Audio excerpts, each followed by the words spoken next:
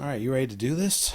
I'm ready to do this. You sure? Are you ready? Yeah, I mean, I don't know if we have a lot to do for it, Okay. but Well, let's do what we can. we probably have more to do on this episode than Ryan did, so it Yeah.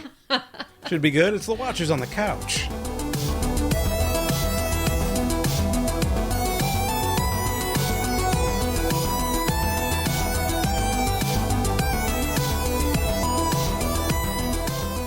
Welcome back to Watchers on the Couch, a TV and film discussion podcast here on the Onyx Edge Podcast Network. I'm Tim Pickerel. I'm Sarah Pickerel. This is the Doctor Who edition. Today we are discussing episode 6 of series 11, Demons of the Punjab. Punjab? Punjab. I don't know how it's said. Punjab. Punjab? That's probably right. Probably not Punjab. It's probably not Punjab. Yeah, it's probably not how that's said. Oh, well, we didn't really need to call me out on that. Sorry. Oh, we're off to a great start. It was here already. funny. I liked it. Speaking of starts to this episode. Yeah. What did you think of the episode? It was kind of a bummer episode. It was kind of a bummer episode. Yeah, it really made me sad. Mm-hmm. And it wasn't really. I was like, oh yeah, there's an alien. Like, the Doctor has to defeat the alien. We're getting back into it, and it turned out to be not Just a sad episode. just a sad episode. One could say it's a boo-hoo episode. Potentially, yeah. Well, Yeah. it's funny you should mention that then. Okay. Because sometimes Yeah. there's people on the internet that don't like things. Yeah, I get that impression. And they have to take to the internet to make their voices heard. And In how? stunning degrees, which leads us to our segment, Dr. Boo-hoo.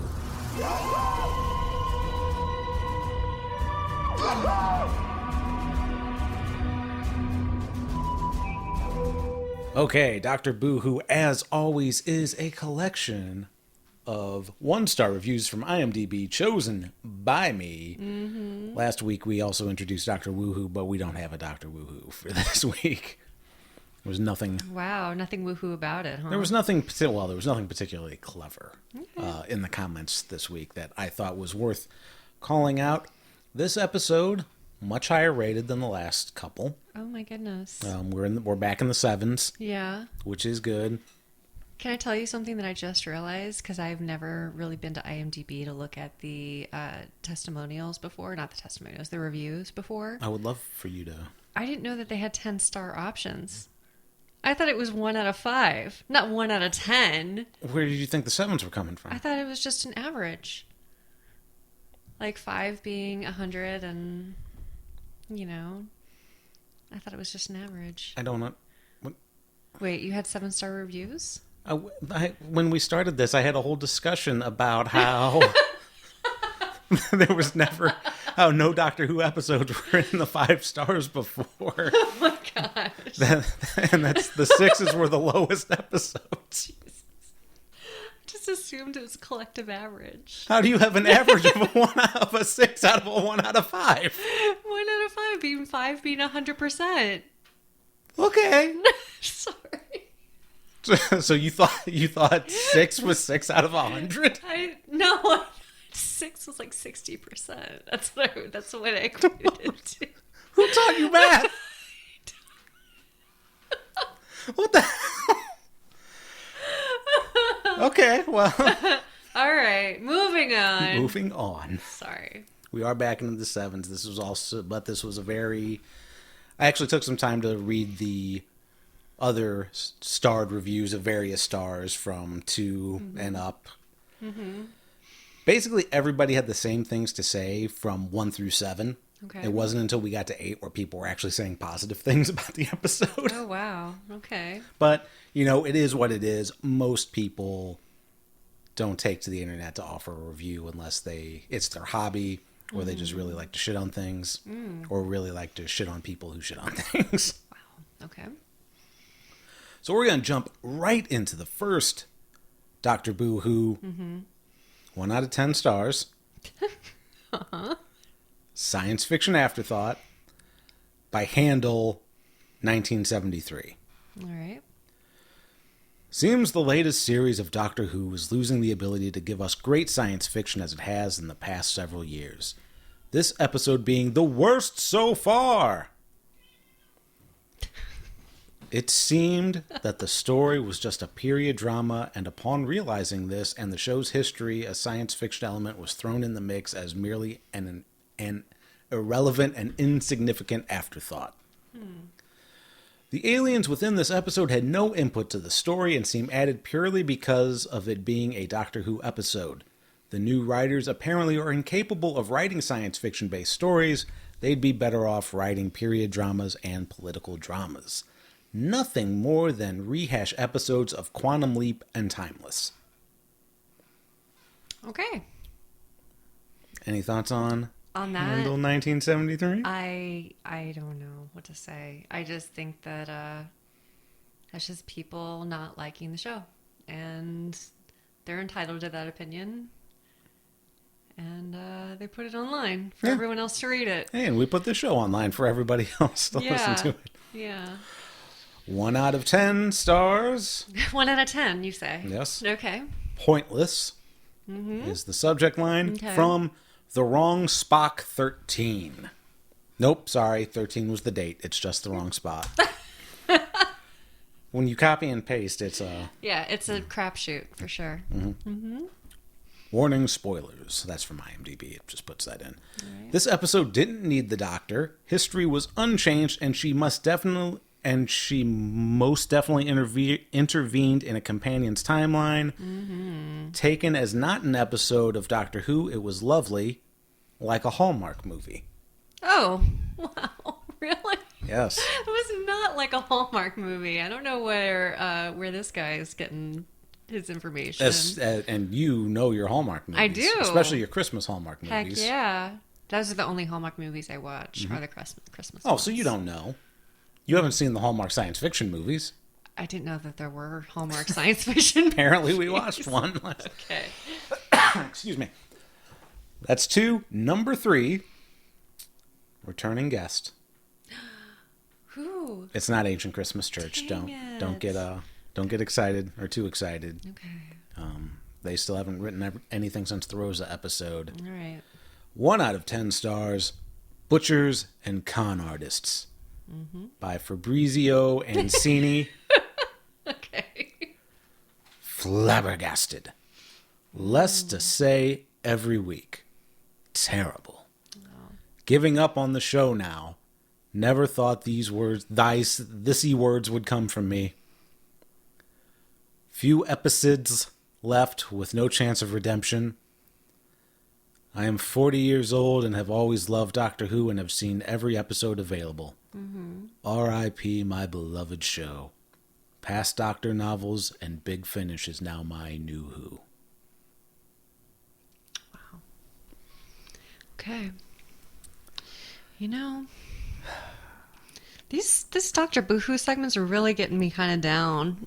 More down than the episode itself. Yeah, I think so. I think maybe this one hit an all-time low right now. The episode itself was really just so sad. And I didn't actually have like a whole, I don't know. I didn't have a whole lot to think about it other than that it was just a bummer. Yeah, it was a bummer. And the Doctor wasn't acting like the Doctor. The Doctor interfered with the timeline. Oh, I've got a lot to say about that. And then didn't interfere with the timeline. Yes. Which is very unlike the Doctor. So, not quite a Dr. Boohoo, but Chris from the Castle Rock edition of the show also messaged me saying this was hard for him to get through. Yeah. This was definitely the worst one that he's seen, and he's enjoyed all the episodes so far. Oh, yeah. So we've been bringing Chris down with our show. Yeah. No, he hasn't said that. But yeah, he definitely. I unfortunately my messenger is on the phone that's recording the video. Otherwise, I'd read it. But yeah, he had a hard time with this one. Okay. I think he was kind of bored during the episode. I didn't necessarily find it boring. Yeah, I didn't think it was boring. I just thought it was really, really sad. It was sad, and I don't mind sad. One of the things in looking for positive in these new Doctor Who episodes is I've been trying to judge them as a standalone as opposed to the series in its entirety. I did read some things online. These were basically in comments from other people, so I don't have any firsthand. But the first one is apparently Chibnall said there is no overarching storyline for the series like with previous showrunners had. Okay. So basically, all these episodes aren't leading up to anything. Right. It's just these one-off. Yeah. Okay. Which is very disappointing to me because I thought that was... That's a highlight of each episode, I think, is that there's an overarching storyline that kind of keeps you going. Yeah, or at least something that kind of ties in. Yeah. Like with this, the Doctor and the Silence, or all that stuff. Yeah. There's the crack in the wall. I mean, you're always going to have the creatures of the week every episode. That's a given with, at least with the previous Doctors, with the previous episodes.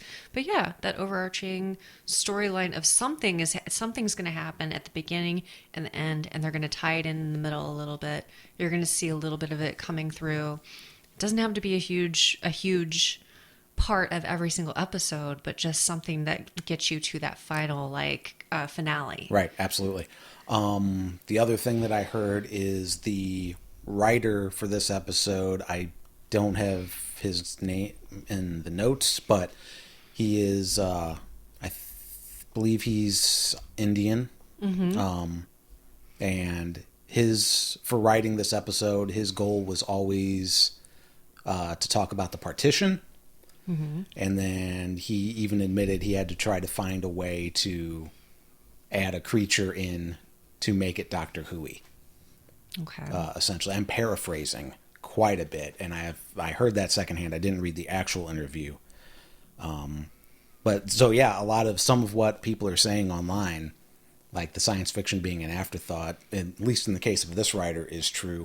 One of the things that I've been noticing with this, and if you separate yourself from the Doctor Who is 2PC, and it's all done by social justice warriors, and then the other side that this is the best show ever, and if you don't like it, you're a misogynist Nazi.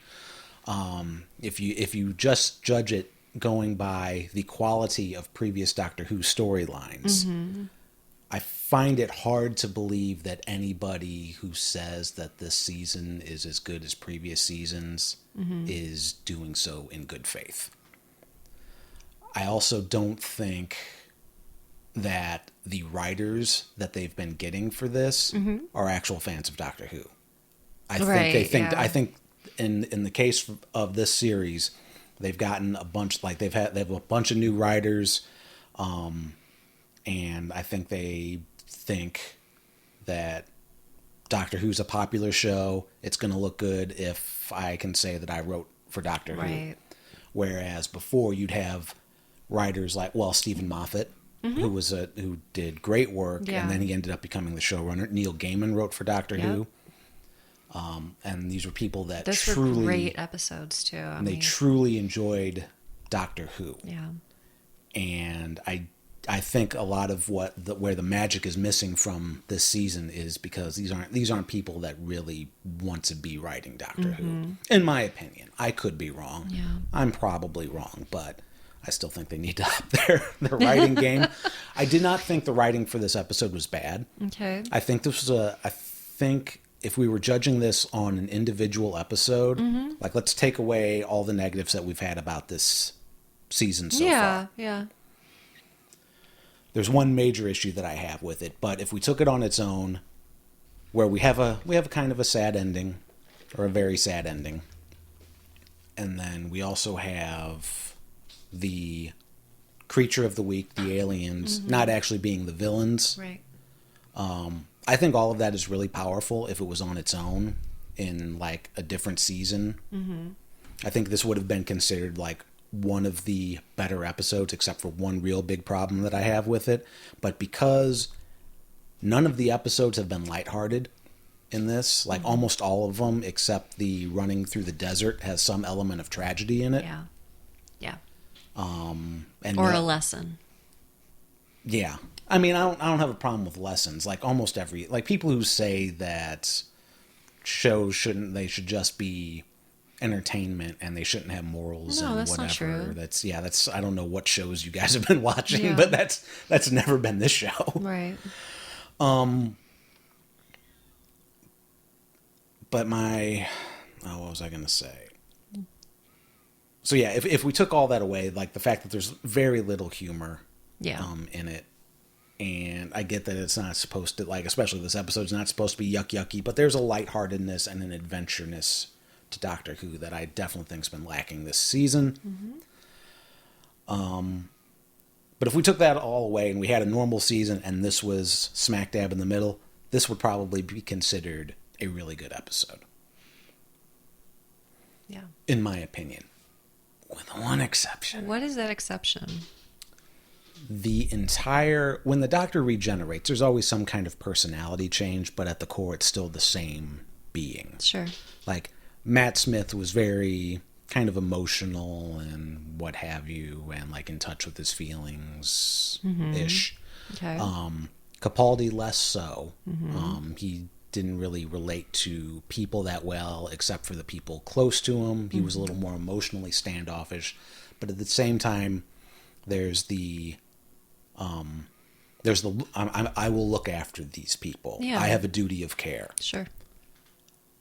At no point, no iteration of the Doctor would be so reckless to put their companion in a situation where they can affect themselves out of existence. Yeah. At all. Period. Yeah.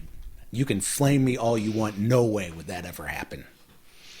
And that drove me up the wall. Yeah. Once I suspended that, it was fine. But the entire... Yeah, her involvement with that, and even allowing it to happen in the first place. Yeah. That was hard. It was hard to watch because it's just like, what are you doing? Why are you helping? Why are you... But the thing is, if you think about it, like if that's actually what happened, they were always there. Well, no, they weren't always there. It's just that this was always going to happen. Well, okay. What I mean is, in time travel, if you are the priest that was supposed to, I'm going to just call him a priest, I'm not sure, the holy man that was supposed to bless their marriage and marry them, he was always going to die. And so somebody was always going to marry them. And I think that person was always going to be the Doctor. Oh, that's a good point. And then you think about Yaz being, the favorite of the granddaughters. I mean, maybe it's because she always thought of Yaz, this other girl that she knew as Yaz, but not Yaz. Maybe. But even if not, like, who knows if they hadn't shown up, how things would have been different. But what we do know is that the husband was always going to be killed. Yeah. Yeah. Due to the partition. And I speak with very little, when I mention the partition, like this is obviously something that's important, like important enough to do an episode about it. But unlike the Rosa episode, as an American, I have very little understanding of the actual partition itself. Right. That is not something they cover in American schools. Well, they barely cover American history in American schools, so. Okay. Scathing review of the education system. Of the education system. Yeah. But no, even in world history, I don't ever remember touching upon the partition. Okay. Can I add something? Yeah. That's I feel like it's much needed. I feel like when we do Dr. Boohoo, it really starts with a downer note in our episodes. I would like to introduce Dr. Woohoo, the true Woohoo edition. Okay. Is that okay? Sure. Okay. Do you have a true Woohoo? I have a true Woohoo. Okay. Let's hear I found one, and I think it's lovely. Okay. And I'd like to share it if I may. Please. Okay. It's your show, too. So, Stephen Matthews, 1230, gave it 10 out of 10. Okay. Okay. The demons are real. You ready? Yeah.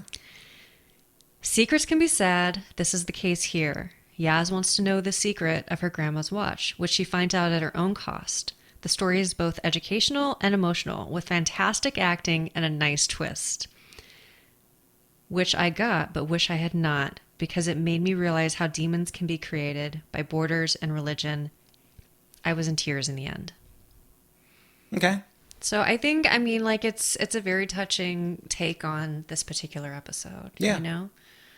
Like, the demons are not the demons that you perceive. Yes. Yeah. Anyway. I agree. Okay.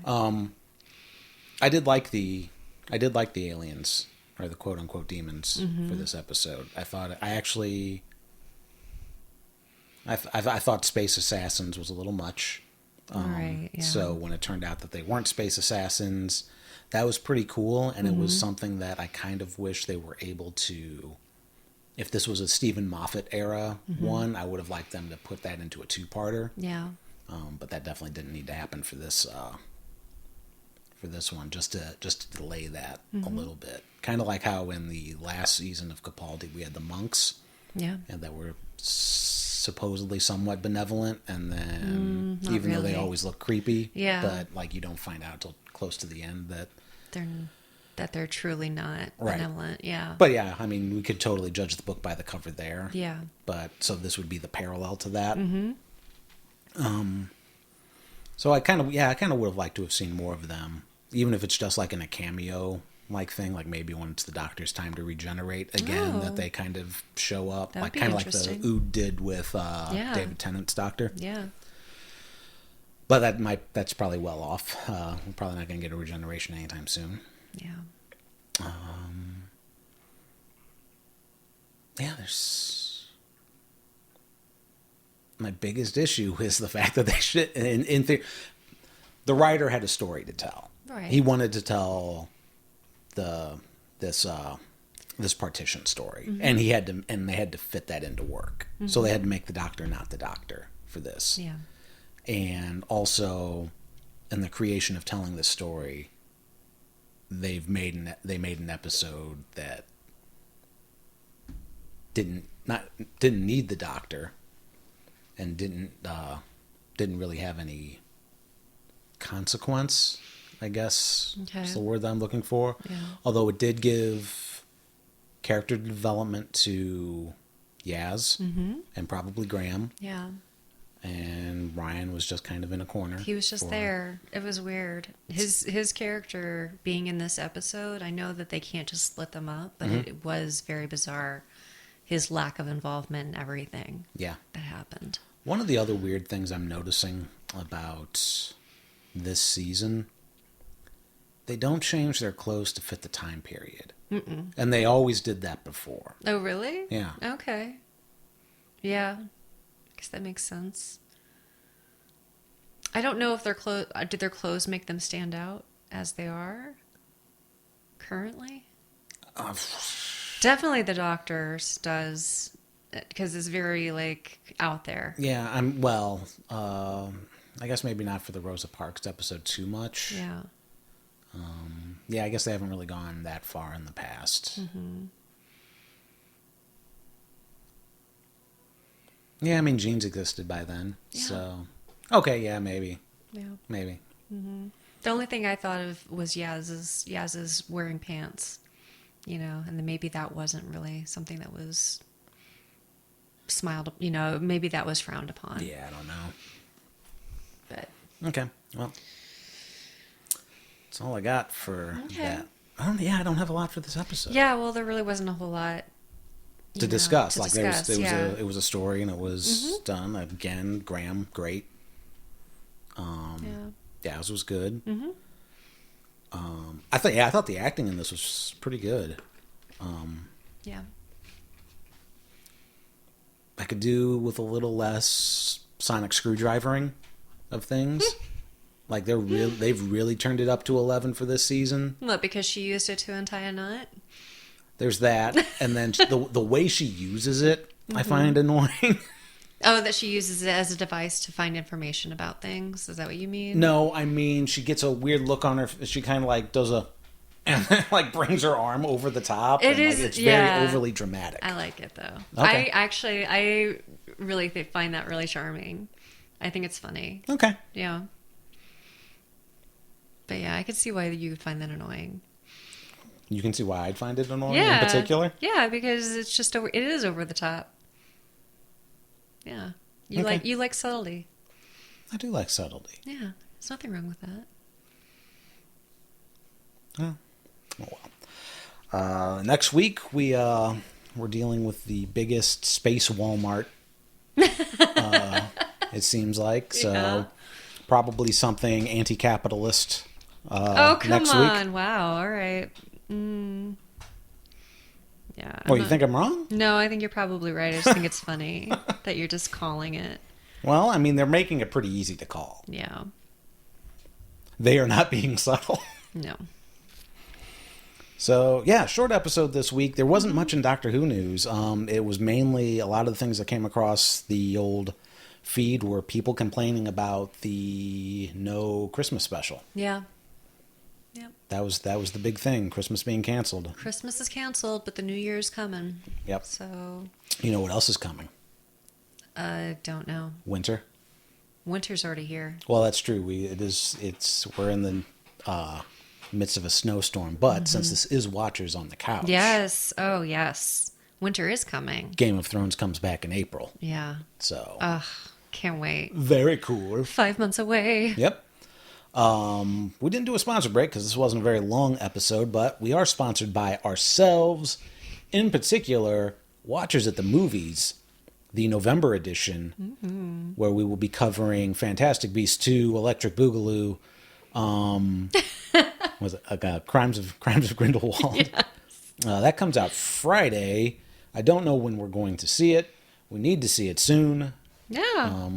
And then we need to figure out when we're going to get everybody together because it is Thanksgiving week, which will be a crazy week. Oh my gosh, yeah. So I'm very much hoping that this November episode will actually come out in November. Yeah.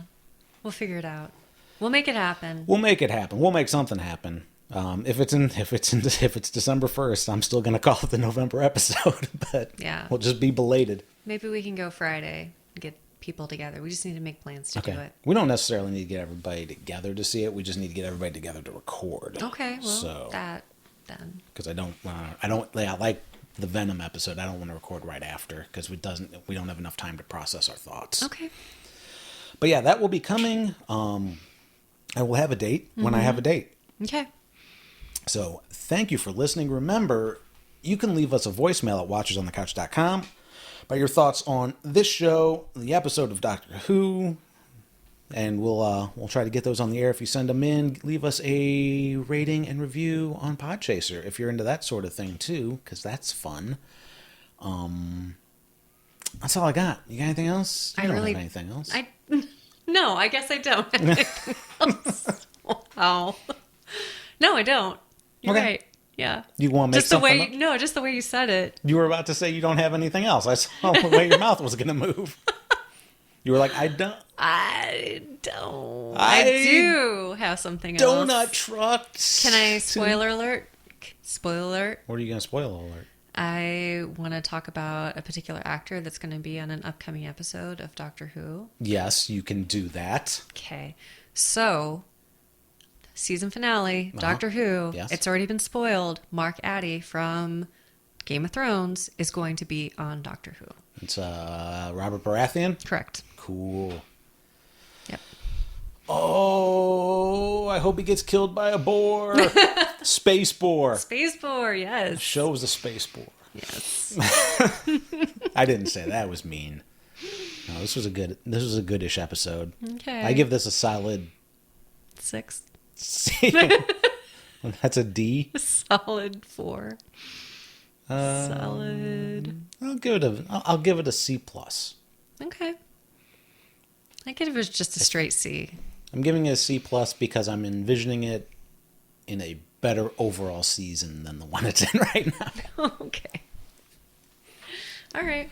All right, so that will do it for this episode. Thank you for listening. WatchersOnTheCouch.com. Visit us on our social media, our private Facebook group, A Couch for Watchers. Until next time, I'm Tim Pickerel. I'm Sarah Pickerel. Thank you for spending some timey-wimey with us, and we will... Wait, and now our watch has ended. We'll see you next when. Oh my God, my brain's fried.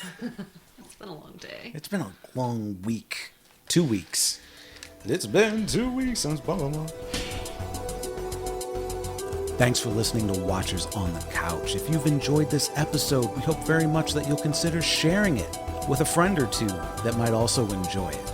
Ratings and reviews on iTunes are always fine and dandy, but it's really word of mouth that helps podcasts to grow. Also, check out WatchersOnTheCouch.com. There you'll find links to our social media as well as other ways that you can connect to us. We hope to hear from you soon, and we will talk at you soon.